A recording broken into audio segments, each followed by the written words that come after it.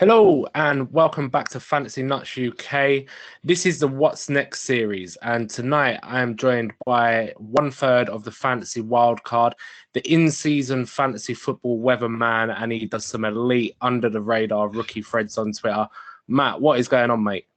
Yeah, it's all going good. Thanks, Lewis. I love that intro. I mean, building me up nice and early. I love it. Yeah, but yeah, it's great to come on and talk some fantasy football with you, mate. It's been long overdue. I know we've mentioned about hooking up together a few times, but yeah, we finally managed to get it together. That's it. Busy schedules and things like that, but we Yeah, finally got it down. And you're a Giants fan, so this is perfect because tonight's episode is what's next for the New York Giants. yeah. So straight into it, pretty much. I think. Who would you put the franchise tag on this season? I mean, it should be easy enough, but I mean, it's one of this is going to be a big talking point right up until we make the decision. I think obviously we know that the situations we've got going on with Daniel Jones, Saquon Barkley, both going to be free agents this year. It pains me. Why didn't we give that fifth-year option to Daniel Jones? He's absolutely turned it around and kicked us right in the nether regions by being so good. I mean, I know. he's put us in an awkward situation now where he's played well. He can demand a big contract, and we're in a situation where we don't really have too many options now when it comes to quarterbacks. We're out of that range of getting one of these rookie quarterbacks. There's obviously some other free agent quarterbacks, but what Daniel Jones has done, what Brian Daboll, the head coach, has been able to do with Daniel Jones has been incredible. So you think potentially we're looking at tagging Jones, but then, as I mentioned, Saquon Barkley as well, one of, for me, the best running backs in the NFL. The fact that he's now a free agent as well leaves us in this awkward situation of who do we put the tag on. It looks like it's between those two guys, but we've got to bring both back if at all possible. But I mean, Daniel Jones is going around quoting $45 million a year now to be the quarterback, and I mean, if I don't want them to do that to Minnesota, I hope the Giants don't make that kind of move because that's one of those moves that just sets you back years. I mean, for me, when you're looking at quarterbacks, you want a guy that you can look at and think, right, this guy can take us to a Super Bowl, win us a Super Bowl. I don't see that with Daniel Jones. It's taken him 4 years to get to the point where he's at right now. The head coach has obviously been a huge part in his development, but I don't think he can go around demanding $45 million when somebody like Jalen Hurts is just over 50 million. Rumors of that kind of price for him. I mean, for me, Jones is not in that range. So personally, I think we do tag Daniel Jones because Saquon Barkley, I think the tag's going to be around 12 million, but I think the contract is looking at. He says he's not looking to reset the running back market. So I think McCaffrey's on about 16 million. I think so. Maybe looking at 40 million or so to get Barkley. I think that's a move that I'm not too worried about.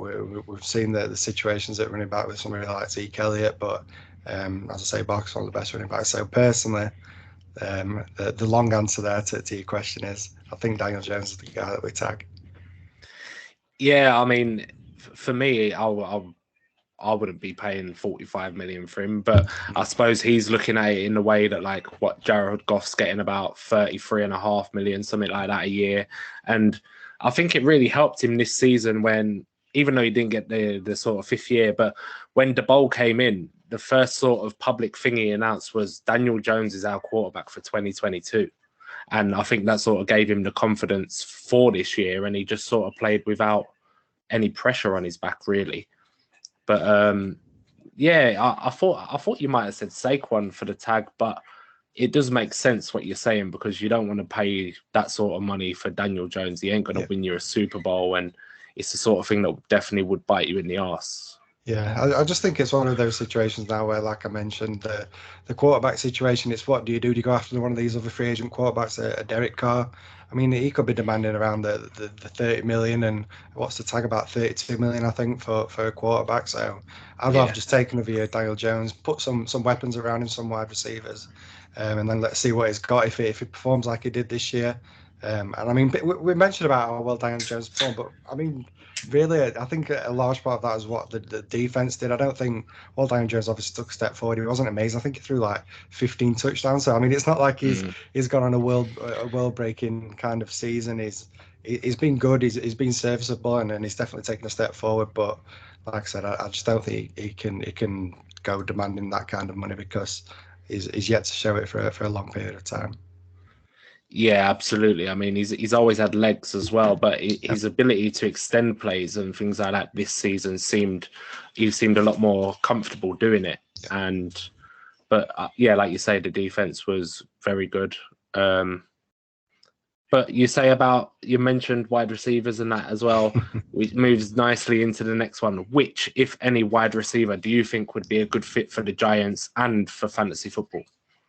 Yeah, so for the Giants, I think a lot's been spoke about this free agent class of wide receivers. It's not the strongest, let's be honest. I mean, some of the top guys, somebody like Jacoby Myers has been mentioned as one of the top wide Yeah. receivers. Juju Smith-Schuster, obviously, a few years ago was great, but even this year at the Chiefs has his ups and downs and not really dominated in what should have been a great situation for him. So I don't think the strength of the free agent class is too good. We've been burnt before.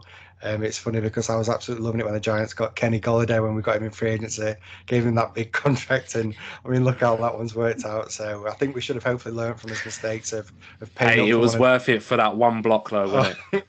I mean, he scored a touchdown to finish his career probably because I doubt he's coming back. So I mean, yeah, it was all worth it for those couple of plays. But yeah, it's been a tough one with the free agents. So I'd like to think we've learned that not to go out and pay huge contracts because it's such a weak market. So ideally, I'd be hoping we could maybe look at the NFL draft where we're currently at pick 25, I think. So we're right around that range where you tend to see the wide receivers start flying off the boards. We've got that ability to move up a few spots to grab a wide receiver. So I think we're in an ideal situation where we get a first round wide receiver. Somebody like Jackson Smith-Njigba, I think, could be a great player to grab. I think everybody wants him, to be honest, but I Yeah. do think he's probably going to slip out of all the top wide receivers. He's probably one that I think maybe the NFL look on a little bit less than what we do in fantasy. I know a lot of fantasy people are hiding him. He's my wide receiver one in terms of fantasy, so I absolutely love him for fantasy, but I do think maybe in the NFL with that missed season last year that he could slide a little bit. So, as I say, I think we're in a great position to maybe get somebody like him. As I say, even if we have to move up, I'm more than happy to move up and get a Jackson Smith and Jigba because I think he's an elite talent. And as I say, we need to surround Daniel Jones with some wide receivers. We don't really have too many on the roster. Getting somebody like him who can play in the slot, but I think he can also play out wide as well. I don't think he's just nailed down as a slot wide receiver, despite the thoughts of many people. I think he can extend his positioning and be moved around the field. So yeah, that's the kind of guy I'd look for. And in fantasy, I think that'd be a great landing spot for Jackson Smith-Njigba going to the Giants and being the wide receiver one.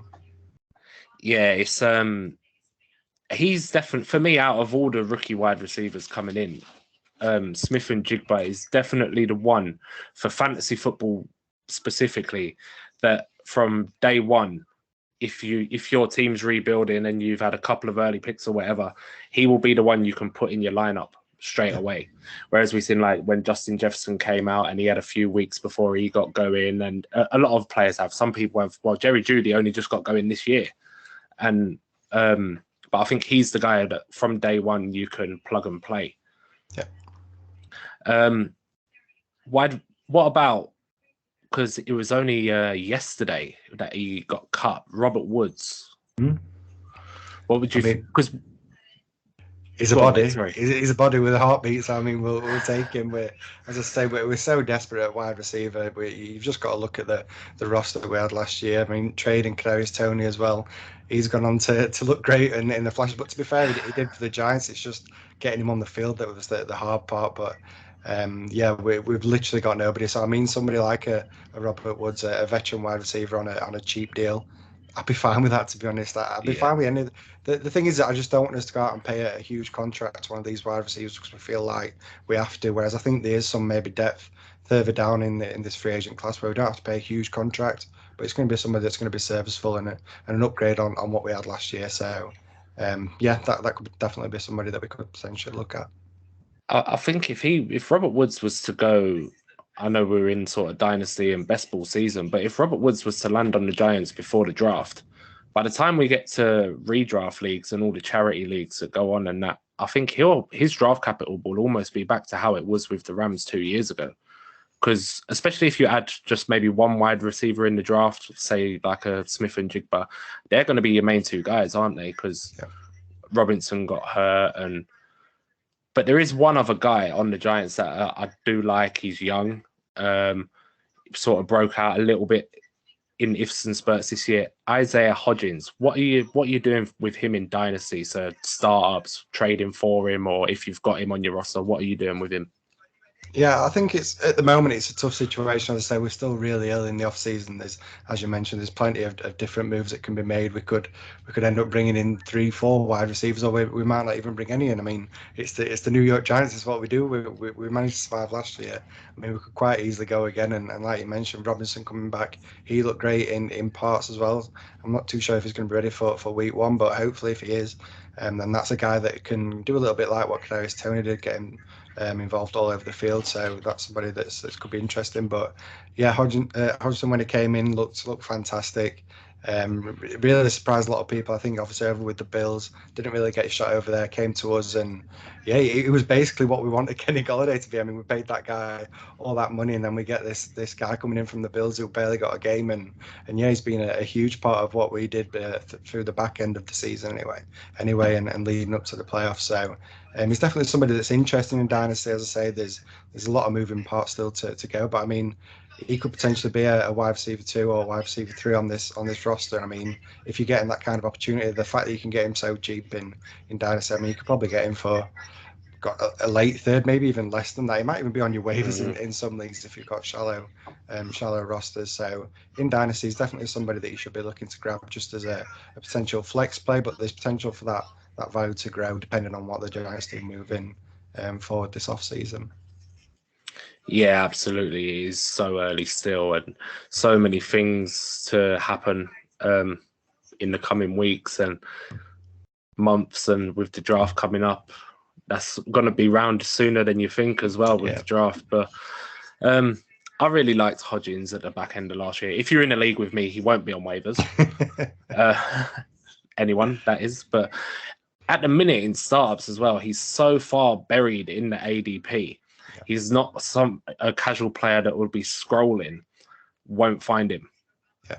So you can sort of pounce as you're heading in round the double figure rounds and grab him like wide receiver as your 5th wide receiver or something. Yeah, I think in startups probably where you're going to get the best value. I mean, we know what it's like if you're in a current Dynasty league and somebody's got that player, that they're going to want something for him. And as I say, a late 3rd round pick. But I think in startups, like you mentioned, that the ADP, a lot of players will work with the ADP. They may dip a little further down the ADP, but people tend to stick to the ADP and think, right, I can get this guy a little later on. So if you're just willing to make that move a little bit earlier, jump the rest of your league mates, you can still get him at such a value. I mean, I'm currently in a Dynasty startup that also includes rookies, and I think we're into that round 14 and it's still nowhere near the ADP. I could probably wait 3 or 4 rounds. So the fact that you could get him round 18, round 19 in your Dynasty startups, this is just basically you're just looking for bodies at this point, and I think he's somebody that should stand out, especially if you know anything about the situation that he's in. The fact that we have now given him a contract for next year, and he is going to be with the Giants next year. Yeah, he's definitely somebody that you can grab late on in your startups, and you're getting him at a great value. Yeah, it's them sort of players that you're looking at potentially could do something. Players with potential, isn't it? Upside. Making the 53 for the start, who is good enough for some of them people there. But that is about it, Matt. I seen your little mock draft earlier where you give the Giants Jackson Smith and Jigba, and I was absolutely buzzing that you gave the Vikings Joey Porter. I think he'd be great. Yeah.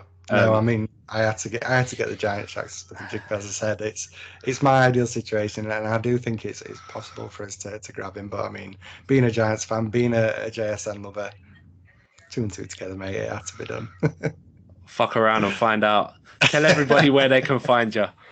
Yeah, you can find me on Twitter at MattFDynasty. As Louis mentioned, a lot of my content does tend to go on there, but as well, I am a co-host of the Fantasy Wildcard Dynasty Show with my co-host Kevin Alley. Yeah, we have a lot of fun on that podcast, just going through everything pretty much during this off season. We're getting some great guests coming on. We do the Streamathon every year as well, which is a charity live stream that we do. So that's coming up, I think, in May again this year. So that'll be a lot of fun too. But yeah, that's where you can catch me. That's where you can check all my stuff. Absolutely fantastic. Make sure to go and give Matt a follow. Thank you for coming on, mate. And no doubt we'll catch up again soon. No, absolutely. Thanks for having me on, Lewis. As I said, it's been long overdue, and it's been an absolute pleasure jumping on and having a quick chat with you. Yeah, brilliant. That is it for this time on the What's Next series. Don't forget to like and subscribe. It should be available wherever you get your podcasts. And until next time,